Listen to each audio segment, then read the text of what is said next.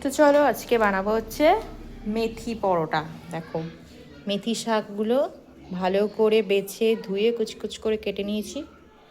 এখানে নিয়েছি আটা ময়দা, সামান্য ময়দা নিয়েছি, আটাটাই বেশি নিয়েছি। এখন এর মধ্যে মেথি শাকগুলো দিয়ে দেবো।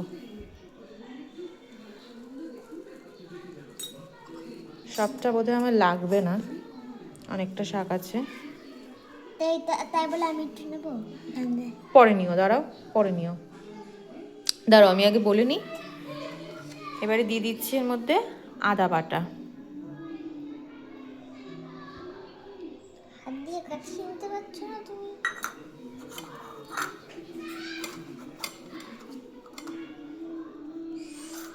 ঠিক আছে, দাঁড়াও দাঁড়াও, ডিস্টার্ব করো না।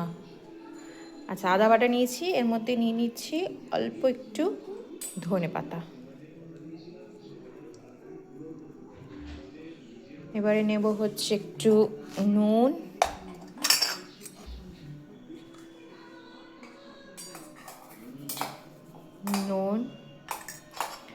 দেবো একটু চিনি,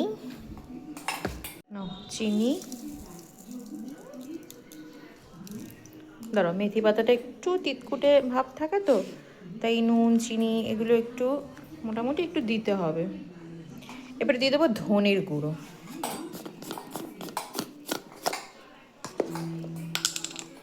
ধনের গুঁড়ো।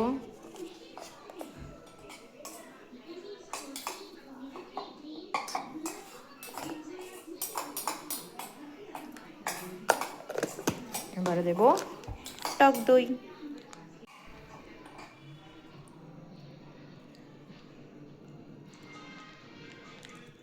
এবার এটাকে হাত দিয়ে মাখবা গো তুমি?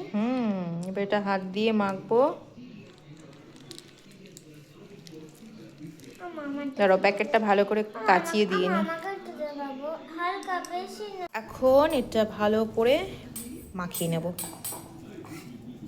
এটা মোটামুটি মেশানো হয়ে গেছে, এখন অল্প অল্প করে জল দিয়ে পুরোটা মাখিয়ে নিতে হবে।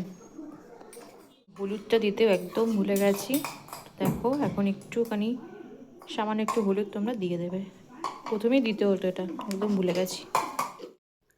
ফাইনালি মাখা কমপ্লিট, কিছুক্ষণের জন্য রেখে দেবো। দই দেওয়া আছে, অসুবিধা হবে না, ময়দা মাখাটা নরমই হবে। তো অনেকদিন ধরে ইচ্ছা ছিল যে মেথি পরোটা বানাবো বানাবো করে, আর হচ্ছিল না, তো আজকে করলাম। আর এর সাথে কিন্তু করেছিলাম চিকেন ভর্তা। তো এই রেসিপিটা আজকে তোমরা নাও, আর চিকেন ভর্তাটা আমি খুব তাড়াতাড়ি তোমাদের সাথে শেয়ার করব, ভর্তা রেসিপিটা। তো মেথি পরোটা দিয়ে চিকেন ভর্তাটা যা লাগছিল না খেতে, বিশ্বাস করো। তবে এই মেথি পরোটা দিয়ে তোমরা আলুর দমও খেতে পারো, চানা মশলা, এমনি সস দিয়েও ভালো লাগবে, চাটনি ফাটনি দিয়েও ভালো লাগবে, বেশ ভালো হয়েছিল খেতে। তো চলো, ভিডিওটা কেমন লাগলো অবশ্যই জানিও, আর অবশ্যই ট্রাই করো মেথি পরোটা, যারা যারা এখনও খাওনি। আমি ফার্স্ট টাইম করে খেলাম, খুব ভালো লাগলো, বাড়ির সবাই খুব ভালো খেয়েছে। তো অল্প অল্প করে তেল দিয়ে আমি পরোটাগুলো ভেজেছি, তোমরা চাইলে ঘি দিয়ে বা বাটার দিয়েও ভাজতে পারো, যেহেতু আমাদের অনেকগুলো করা হয়েছিল, তো এতগুলো তো বাটার দিয়ে সম্ভব না, তো সাদা তেল দিয়ে অল্প অল্প করে ভেজেছিলাম। দেখো রেডি, খুব ভালো লাগছে দেখতে। চলো টাটা।